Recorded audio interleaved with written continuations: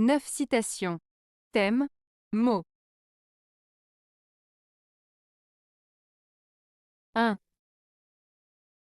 Il est vrai peut-être que les mots nous cachent davantage les choses invisibles qu'ils ne nous révèlent les visibles. Albert Camus. Cette citation d'Albert Camus souligne l'idée que le langage peut parfois être trompeur. Les mots que nous utilisons pour décrire la réalité peuvent créer des barrières entre nous et la véritable essence des choses. D'une part, les mots peuvent nous aider à exprimer des idées et des émotions, à communiquer et à partager notre compréhension du monde. D'autre part, ils peuvent aussi simplifier ou déformer la réalité. Par exemple, un mot peut évoquer une image ou une idée spécifique, mais il peut aussi omettre des nuances importantes. Ainsi, Camus suggère que les mots peuvent nous éloigner de ce qui est vraiment important ou profond, en nous concentrant sur des aspects visibles et superficiels, tout en cachant des vérités plus complexes et invisibles. En d'autres termes, il nous invite à être conscients des limites du langage et à chercher à comprendre ce qui se cache derrière les mots. 2. On peut avoir le dernier mot avec une femme, à condition que ce soit oui. Alfred de Musset. Cette citation d'Alfred de Musset évoque les relations entre les hommes et les femmes, en particulier dans le contexte des discussions ou des désaccords. L'idée principale est que, même si un homme peut sembler avoir le dernier mot dans une conversation ou une dispute, cela ne compte vraiment que si ce dernier mot est positif, c'est-à-dire un oui. Cela suggère que pour qu'une relation soit harmonieuse, il est préférable que les deux parties soient d'accord, et que le consensus est plus important que de gagner une dispute. En résumé, Musset souligne l'importance de l'accord et de l'harmonie dans les relations, plutôt que de se concentrer sur qui a raison ou qui a le dernier mot. 3. En France particulièrement, les mots ont plus d'empire que les idées. George Sand. La citation de George Sand, en France particulièrement, les mots ont plus d'empire que les idées, souligne l'importance et le pouvoir des mots dans la culture française. Cela signifie que les mots, leur usage et leur beauté ont une influence plus forte que les idées elles-mêmes. Dans ce contexte, on peut interpréter cela de plusieurs manières. 1. L'importance de l'éloquence. En France, la façon de s'exprimer est souvent valorisée. Un discours bien formulé peut avoir un impact plus fort qu'une idée simple, même si cette dernière est pertinente. 2. Le poids de la langue. La langue française est riche et nuancée. Les mots choisis peuvent transmettre des émotions et des significations profondes, ce qui peut parfois faire passer un message plus fort que l'idée sous-jacente. 3. L'impact social. Dans les débats et les discussions, il arrive que la manière dont une idée est formulée soit plus persuasive que l'idée elle-même. Cela peut influencer l'opinion publique et les décisions. En somme, cette citation invite à réfléchir sur la puissance des mots, leur capacité à façonner des pensées et des comportements, et sur la façon dont la communication est essentielle dans la société française. 4.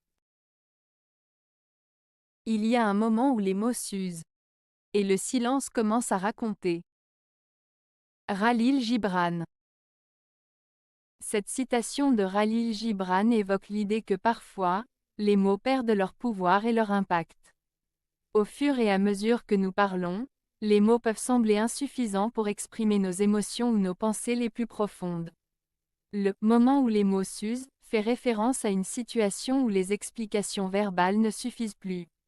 Cela peut se produire dans des moments de grande intensité émotionnelle, comme la tristesse, la joie ou l'amour, où les mots semblent trop limités ou inappropriés.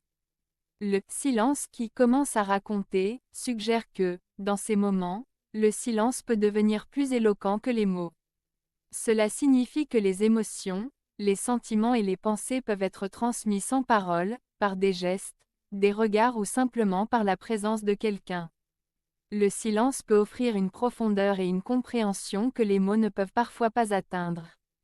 En résumé, Gibran souligne l'importance du silence dans la communication humaine, en montrant qu'il peut parfois exprimer ce que les mots ne peuvent pas.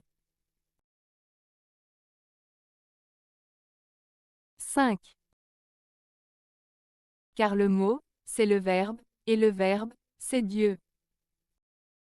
Victor Hugo. Cette citation de Victor Hugo exprime une idée profonde sur le pouvoir du langage et de la création. 1. Le mot comme verbe. Dans cette phrase, le mot représente le langage, l'expression, la communication. Le verbe fait référence à l'idée de création et d'action. Dans de nombreuses traditions philosophiques et religieuses, le verbe est souvent associé à quelque chose de divin, qui donne vie et forme aux idées. 2. Le verbe comme Dieu. En disant que le verbe, c'est Dieu, Hugo suggère que le langage et la parole ont une force créatrice. Tout comme Dieu a créé le monde par la parole dans certaines traditions religieuses, les mots que nous utilisons peuvent façonner notre réalité, nos pensées et nos émotions. 3. Interconnexion. La phrase souligne aussi l'interconnexion entre le langage, la pensée et la divinité.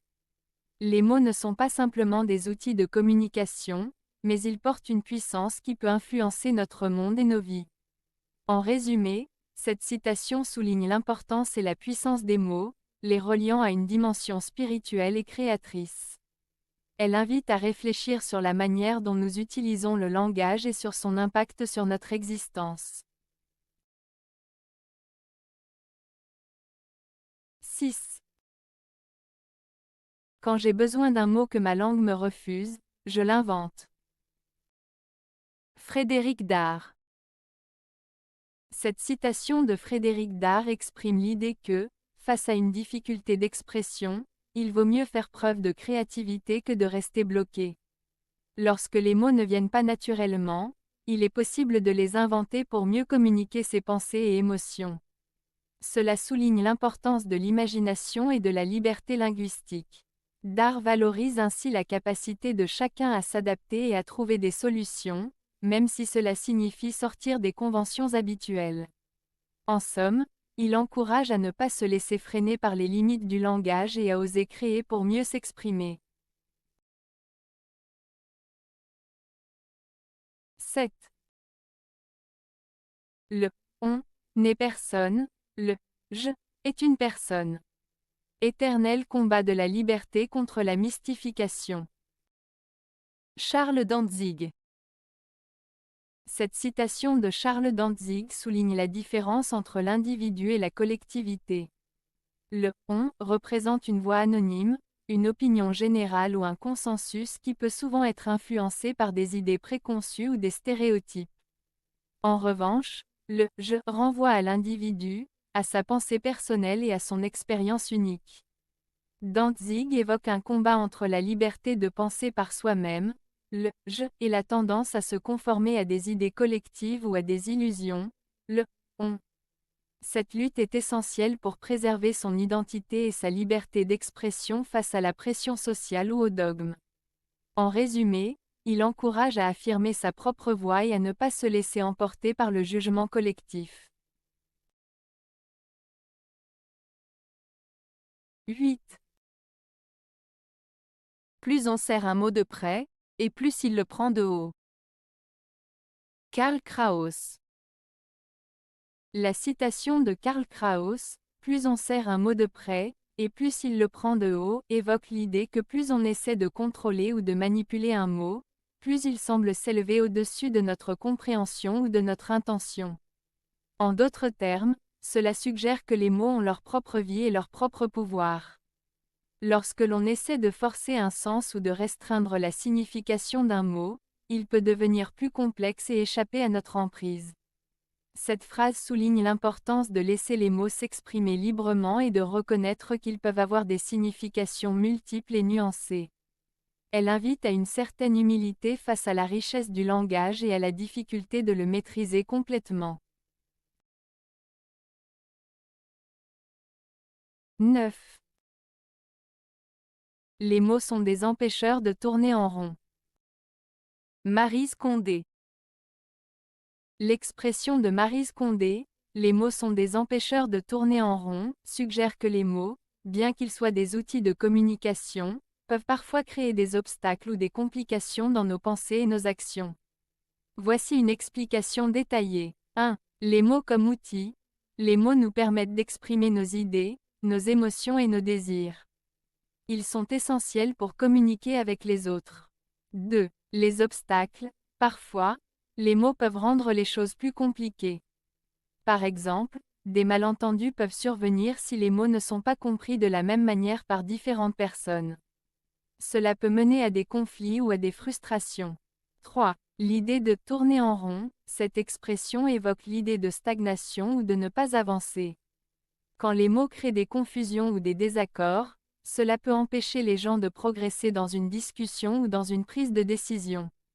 En résumé, Maryse Condé met en lumière le fait que bien que les mots soient essentiels pour la communication, ils peuvent aussi être source de complications, nous empêchant d'avancer ou de trouver des solutions. Cela souligne l'importance d'une communication claire et précise. Avez-vous aimé la vidéo? Si oui, mettez un pouce vers le haut. Cela aidera la chaîne et aidera les autres à la trouver. Nous ajoutons plusieurs nouvelles vidéos quotidiennement. Abonnez-vous pour ne rien manquer.